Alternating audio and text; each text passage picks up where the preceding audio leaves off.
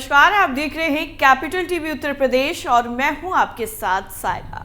भगवान श्री कृष्ण की जन्मभूमि मथुरा में अब उनके पसंद के पेड़ों का जंगल तैयार किया जाएगा। खास बात यह है कि योगी सरकार के इस फैसले पर सुप्रीम कोर्ट की मंजूरी भी मिल गई है।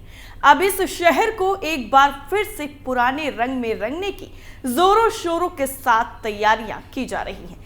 क्या कुछ है खास, जानने के लिए देखिए इस खास रिपोर्ट को।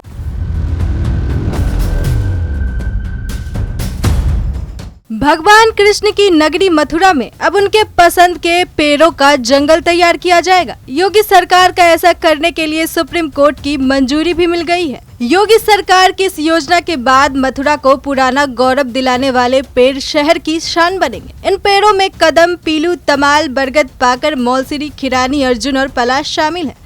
इसके अलावा शहर में लगे अंग्रेजों के जमाने के कीकर के पेड़ काटे जाएंगे। जस्टिस संजय किशन कौल की अध्यक्षता वाली बेंच ने मथुरा में श्री कृष्ण जन्म स्थान पर अंग्रेजों के लगाए गए कीकर जैसे वृक्षों के बजाय कदम, पीलू, तमाल, बरगद, पाकर, मौलसिरी, खिरानी, अर्जुन और पलाश जैसे पेड़ लगाने की यूपी सरकार की मांग को हरी झंडी दे दी है।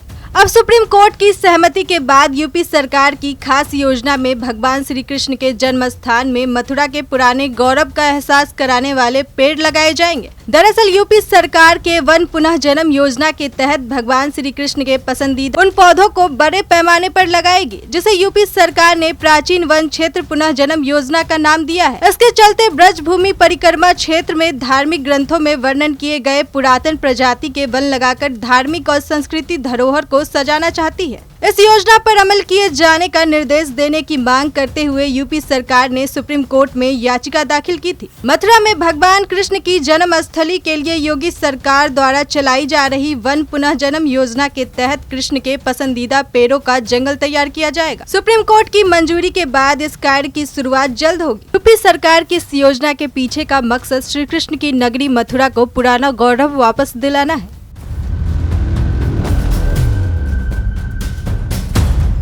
तो जिस तरीके से आपने देखा कि कृष्ण की नगरी मथुरा को अब यूपी सरकार उनके ही पसंद वाले कदम जैसे पेड़ लगाना चाहती है। सरकार का कहना है कि जिस तरह से ब्रजभूमि परिक्रमा क्षेत्र का हिंदू धार्मिक ग्रंथों में जिक्र किया गया है, उसी तरह से पुरानी प्रजाति के वनों के जरिए धार्मिक और सांस्कृतिक धरोहर को सरकार सजाना चाहती है, जिसके चलते अंग्रेजों के लगाए गए कीकड़ के पेड़ का सफाया कर दिया जाएगा। इस खबर में इतना ही। बाकी खबरों के लिए देखते रहिए कैपिटल टीवी। नमस्कार।